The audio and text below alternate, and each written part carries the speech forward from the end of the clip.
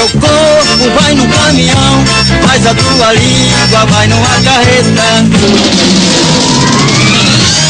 Ei, moça!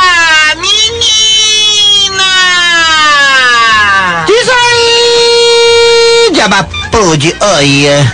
Frouxilda Fofolete, eu estou adorando a nova novela da TV Diário. Ah, minha filha, se fosse só você, eu também tô adorando a novela Dance, Dance, Dance.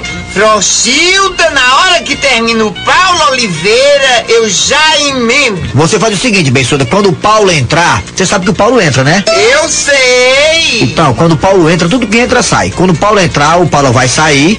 Aí quando o Paulo sair, você se liga na novela Dance, Dance, Dance, que é logo em seguida. Pois é, às 5 horas da tarde, eu não perco, adoro a novela. Eduardo Galvão é um dos personagens principais da novela. Pois é, aquela menina, né?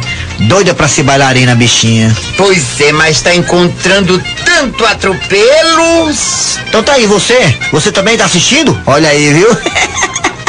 Então espalhe, tá no ar a novela Dance, Dance, Dance, na TV Diário, às 5 horas da tarde, hein?